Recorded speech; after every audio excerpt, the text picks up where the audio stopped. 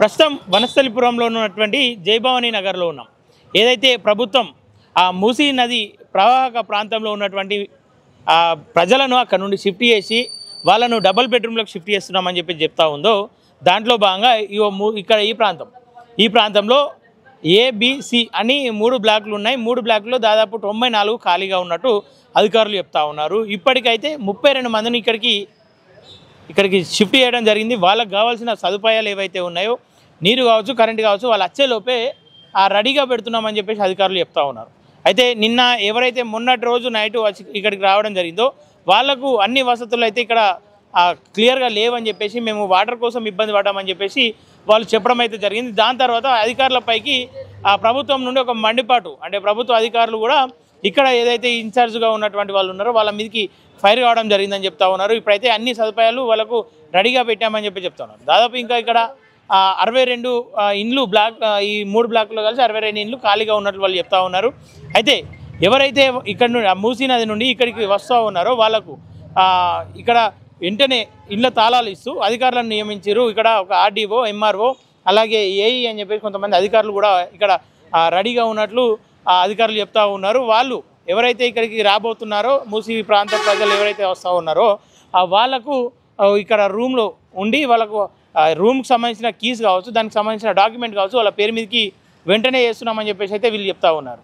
సరే, నిన్నటికి ఈ రోజుకు ఏ రకంగా మార్పు ఉంది, ఇక్కడికి వచ్చిన వాళ్ళు ఏ రకంగా ఫీల్ అవుతారో ఒకసారి ఇక్కడ మూసీ నది ప్రాంత ప్రజలను ఒకసారి అడిగి తెలుసుకునే ప్రయత్నం. ఓకే, చూస్తున్నారు కదా, ఇదైతే డబుల్ బెడ్రూమ్లో ఉన్నాం. ప్రస్తుతం ఎవరైతే మూసీ ప్రాంతం నుండి ఇక్కడికి డబుల్ బెడ్రూమ్లోకి వచ్చారో ఒక అమ్మ మనతో పాటు ఉంది. అమ్మ, చెప్పండి, ఎన్ని రోజులు అవుతుంది వీడికి వచ్చి? 3 రోజులు అవుతుంది. 3 రోజులు. ఏమైనా ఇబ్బందులు పెడుతున్నారు రైడ్కి వచ్చినాక? మళ్ళీ ఏమి ఇబ్బందులు పెడతలేరు. నిన్న మొన్న జర వాటర్ ప్రాబ్లం ఉండే ఇక్కడ అన్ని కొత్తగా కట్టిన ఇండ్లు కాబట్టి ఆ కొత్తగా కట్టిన ఇండ్లను జర రిపేర్లు ఉన్నాయి. పైన వాటర్ పంపులు, ఈ వాటర్ పంపులు నిన్న మా బాబు పోయి చెప్పిండు, ఫోన్ చేసిండు, మళ్ళీ పోయి ఇక దగ్గరుండి జర ఇడిచిర్రు. నిన్న నీళ్ళు ఇడిచిర్రు, వాటర్ ఇడిచిర్రు. వాటర్ కూడా వస్తే ఇంకా రూములు మంచిగా క్లీన్ చేసుకున్నాము.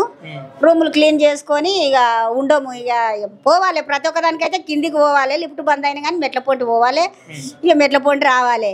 ఇక టైం మీద ఉంటాము లేకుంటాము. ఇట్లనే పిల్లల పని ఇప్పుడు అలవాటు లేదంట అని మళ్ళీ అట్టే ఉడుకుతుర్రు దోసులతానికి. ఇక కిందికి దిగలేక ఎక్కలేక ఇక అట్లనే. ఇక ఉండబట్టి మేము 30 సంవత్సరాల సంది ఉన్నమాట. మరి ఎట్లా అనిపించింది వాళ్ళకి? నేను బలవంతంగా తీసుకొచ్చి రైడ్కి? ఇక బలవంతంగా అంటే ఇవి ఎట్లయినా పోతాయి. మేమున్నది కూడా గవర్నమెంట్ జాగల్నే, మాకు పట్టాలు కూడా అడిగలేరు. ఇక ఓలే మాకు అక్కడ మాకు సంబంధించిన ఎమ్మెల్యే గారు వాళ్ళు వీళ్ళు మాకు మంచిగానే సౌకర్యం చేసిండ్రు. నల్లలు కావాలంటే నల్లలు ఇచ్చిర్రు, ఇంటికి ఒక నల్లు ఇచ్చిర్రు, ఇంటికి ఒక మీటర్ ఇచ్చిర్రు. మాకు 0 బిల్లు వస్తుంది. ఇక నల్ల బిల్లు అయితే ఏమి వేయకుండ్రి. అంతా నల్ల రాకపోతే కూడా ఇప్పుడు మాకు వాళ్ళు ట్యాంకర్ తెచ్చి పోసిపోయి మా డ్రమ్ములు నింపేది. నీళ్ళకైతే వాటర్కి అయితే అక్కడ ఆడ ఏ కష్టాలు లేకుండా బతికినాము. పండ్లు కూడా సౌకర్యంగా ఉన్నాయి. ఇక ఎట్లా అంటే ఏం చేస్తాం సార్? ఇక మరి ఒక పని ఒకటి మాకు దొరికితే ఏదో చిన్నదో పెద్దదో ఇంత డ్యూటీల లాగా మాకు తగ్గ పనులు చూపిస్తే ఇక బతకగలుగుతాము. ఇక వాళ్ళ పేర్లు నిలబడుతుంది. ఇక పనులు గవర్నమెంట్కు తీసుకుంటుంటాము అంతే. నిలబడుతుంది. గరీబోళ్ళను బాగుపడ్డోళ్ళు ఇక పానమే చేస్తారు. ఏవో గరీబోళ్ళను ఏదో ఒకటి ఇక అందరూ అట్లనే ఉంటారా? ఏం చేస్తాము? ఏదో ఇక మనకు వచ్చింది, మన తలరాత, ఇది ఏం చేయలేము. కానీ ఇక జాబులు అయితేనే జర ఏదో ఒకటి చిన్నదో పెద్దదో పనులు చూపిస్తే మాకు జర సంతోషం. ఇల్లు ముచ్చట ఇల్లు ఎట్లుంది మరి? ఆడ నయం ఉందా, ఈడ నయం ఉందా? ఇల్లు నయమే ఉండదు, పనులు లేవు గట్లా. పనులు లేదు అంతే. ఇల్లు అయితే ఓకేనా? ఇల్లు అయితే ఓకే. పనులు వస్తే జర జర పని దొరికే ఉండనీకి ఇల్లా అని ఇది ఒక సంతోషం మనకు తృప్తిగా ఉంటది. అని కొంతమంది అడిగి మేము వెళ్ళాం, మేము ఈయనే ఉంటామని చెప్పేసి అంటారు. మీరు వచ్చిర్రు కొంతమంది. ఇష్టం లేని వాళ్ళు కొంతమంది ఉంటారు. అందరిది ఒక్క గుణమే ఉంటుందా? అందరం ఒక తల్లి పిల్లలమే ఉంటాం. ఒక తల్లి పిల్లలకు కూడా ఒక తల్లిది లేకుంటది. ఇక మరి వాళ్ళని మనం ఏం చేయలేము. ఇక వాళ్ళ ఇష్టం. ఇక మమ్మల్ని ఫోన్ అన్నారు, వచ్చినాము, ఏదో ఇంత గూడు ఇచ్చిర్రు, గుట్లు ఉండవు. ఇంకంతే. ఇక ఏం చేస్తాం చెప్పు? ఏమన్నా ప్రాబ్లం ఉంటే కూడా మాకు చెప్పండి అమ్మ అంటున్నారు కింద సారోళ్ళు కూడా. దగ్గరలో ఉంటుర్రు అందరూ? దగ్గర ఏమైనా అవసరాలు ఉంటే మళ్ళీ చెప్పుడు, ఇబ్బందులు ఉంటే ఇప్పుడే చెప్పుకోరు. ఇప్పుడు అయితే ఇక ఈ 3 దినాలు ఇబ్బందులు ఏం చెప్పుకునగలుగుతాం సార్. ఇక మళ్ళీ రేపెల్లుండి ఏమవుతుందో. మీ పట్ట మీకు ఇచ్చిరా లేదా? ఇయ్యలే ఇంకా. మేము మమ్మల్ని కూడా ఇంకా క్యాష్ ఇన్కమ్, ఆధార్ జిరాక్స్లు అవి ఇవి తీసుకురమ్మన్నారు. తీసుకురమ్మంటే మేము కూడా ఇవాళ తీసుకొస్తామని చెప్పినాము. ఫోటోలు ఇచ్చినాం. ఇస్తామన్నారు. కరెంట్ ఉన్నది, వాటర్ టైంలో మీరు ఇడుస్తుండ్రు. తాగే వాటర్ అయితే కొనుక్కొచ్చుకోవాలి, వాడుకోనికి అయితే ఇడుస్తుండ్రు. నిన్న పైసలు అడుగుతురా మళ్ళీ? ఎవరు ఇప్పుడు ఏం అడుగుతలేరు ఇంకా. ఇంకేం అడుగుతలేరు, ఇంకేం అడుగుతలేరు ఇంకా. ఓకే, చూసురు కదా ఏదైతే డబుల్ బెడ్రూమ్ ఒకసారి చూసుకోవచ్చు. గత ప్రభుత్వం హయాంలో ఇదంతా కూడా గత ప్రభుత్వం హయాంలో నిర్మాణాలు జరిగినాయి. అటు చూసుకోవచ్చు. అది కిచెను. ఇక పేద ప్రజలు ఏం చేయనో కూడా వాళ్ళకు తెలుసులే అని చెప్పి చెప్తా ఉన్నారు. కొట్లాడే అంత దమ్ము లేదని చెప్పి చెప్తా ఉన్నారు. ప్రస్తుతం అక్కడ ఉన్న ఇల్లు కంటే ఈ ఇల్లు ఓకే బాగానే ఉందని చెప్పేసి అయితే వాళ్ళు అభిప్రాయపడతా ఉన్నారు. రేవంత్ రెడ్డి సర్కారు కూడా వాళ్ళకి ఏదైనా ఉపాధి కల్పిస్తే, పని కల్పిస్తే చేసుక బతికేటోళ్ళం. ఆ ప్రాంతంలో మాకు అందరు పరిచయాలు ఉన్నారు, ఏదో ఒక పని లేకొని బతికినాం. ఈడ కూడా మాకు ఏదైనా పని చూపిస్తే ప్రభుత్వానికి రుణపడి ఉంటామని చెప్పి చెప్తా ఉన్నారు. మరికొంతమంది ఇల్లు ఉన్నాయి, ఇంకా వాళ్ళని కూడా మాట్లాడించే ప్రయత్నం. ఓకే అమ్మ, ఎప్పుడు వచ్చారు మీరు ఇక్కడికి? మేము మొన్న శనివారం నాడు వస్తాము. శనివారం నాడు? శుక్రవారం ఉంటారు మీరు ఇంట్లో? మా ఇంట్లో మా బిడ్డ పిల్లలు, చిన్న చిన్న పిల్లలు 3 ఉండరు. మా కొడుకు ఉన్నాడు, మా ఆయన ఉన్నాడు. మా ఆయన ఊరికి వెళ్ళాడు మొన్న పింఛన్ల గురించి. మళ్ళీ వస్తాడు. ఇంకా నేను, నా కొడుకు, మా ఆయన, మేము తల్లి 4, తల్లి 3, మా బిడ్డ పిల్లలు 3. మా బిడ్డ పెళ్లి అయింది కానీ వాళ్ళ ఆయన ఇడిచిపెట్టిండు, నా దగ్గరనే ఇక తిప్పలే ఉంది. ఏం చేద్దాం ఇప్పుడు? మరి ఇక్కడికి వచ్చారు కదా, ఎట్లుంది ఇల్లు? ఈయన ఉంది, మంచిగానే ఉంది. అంటే గుడిసెలు, రేకుల గుడిసెలు బిడ్డ. ఇంకా అబద్ధం ఎందుకు చెప్పాలి? గతి లేక గట్లే ఓరాడి తింటాం కానీ ఇక్కడ అన్నిటికీ తిప్పలు ఉన్నట్టుండదు. నీళ్ళకు తిప్పలు ఉంది. ఆడ నీళ్ళకి తిప్పలేం లేదు. నీళ్ళు ఫ్రీ ఉండే, పైసలు పెట్టి కొనుక్కోనాలి. తాగే నీళ్ళు, నల్ల నీళ్ళు. కరెంట్ వచ్చిందా? ఇక్కడికి వచ్చేలోపు కరెంట్ ఇచ్చిరా వాళ్ళు? ఎవరు? కరెంట్ ఉందా ఇంట్లో? ఇచ్చిర్రా. ఇంకేమైనా తిప్పలు పెడతారు వాళ్ళు? లైట్లు గీట్లు మావే, అంతా మాదే. పైసలు ఏమన్నా అడిగిరా మేము ఇళ్ళకు? అడగలే. రాను అడుగుతారు. అడుగుతా కరెంట్ బిల్లు మాదేనంట. 1000 రూపాయలు టీసా ఏందో మెయింటెనెన్స్ 1000 రూపాయలు అంట. నేను నెల కట్టాలంట. మళ్ళా కరెంట్ బిల్లు మాదేనంట. అట్లా చెప్తుండ్రా. ఫ్రీ కరెంట్ లేదట మరి? లేదంట, కట్టమంటుండ్రట. మీకు చెప్పిర్రి లోకం చెప్తారు. ఇంక మా వాళ్ళు అండ్రి ఇప్పుడు ఏమంటావు నువ్వు? అంటే ఆడికెళ్ళి పంపించింది రేవంత్ రెడ్డి, ఇంకేమన్నా ఎట్లా అనిపిస్తుంది? బాధ ఉందా ఇంకేమన్నా? ఈ ఇల్లు బిడ్డ పైసలు లేవు మా దగ్గర, తిప్పలుగా పైసలు తిప్పలే ఉంది లేసగా. కూలి చేసేటట్లేము, ఇంటికన్నీ పడిస్తావాలి మేము. మరి ఏమన్నా ఏం కావాలనుకుంటారు ఇంకా మీరు? ఏమైతే మంచిగా ఉంటుంది మీకు? అయ్యో వచ్చున్నది నాకు, అంత గదే ఉంది. ఏం లేదు. ఇల్లు ఏం చేస్తాం? ఏమన్నా నూకిండ్రు ఉండం గడ మంచిగా ఉంటే మీ అలవాటు పడి అందరు దోస్తులు అంత మా వాళ్ళు ఉండ్రి. దూరం అక్కడ పోయిన అక్కడ వేరు మాట్లాడుకొని పెట్టుకుంటుండాలి ఉంటుండ్రు కదా, దూరం అయినా. సరే, ఇల్లు అయితే ఓకేనా మరి? ఇక ఓకే బిడ్డ, ఏం చేస్తాము? గతిలో ఎంత వాళ్ళకు అదే. ఇంకా పనులు కలిపితే మంచిగా ఉంటుంది అంటారా? ఇంకేమంటారు? పనులు లేవు కదా, ఎక్కడ ఉండవో మనకు తెలియదు. నన్ను ఎవరు చెప్తాడు? మా కొడుకు 5 బండి తీసుకున్నాడు. అయ్యా దించినగలరా? ఈ బైకులుగా అడుగుతాడు, మరి బండ్లుగా అడుగుతాడు. ఆడ ఏమి ఇస్తారు ఆయనకు తెలియదు. ఏ రూపాయి అయితే మాకు రాదు. మా కొడుకు బండి కట్టుకుంటున్నాడు, ఏం చేసుకుంటున్నాడు రూపాయి. ఇక మాది కూరగాయలకు నరగాయలకు బియ్యానికి తిప్పదు అంతే. పెద్ద మంచి మోకాల నొప్పులు ఆయనకు జాగాలి, మేమే మోకాల నొప్పులు. ఇక్కడ పనికి వెళ్ళడు, పోడు. నేను అన్ని ఇన్ను ఆడుకొచ్చుకొని అన్న తింటా. ఏం చేస్తా? స్కూల్ పోలేవారా?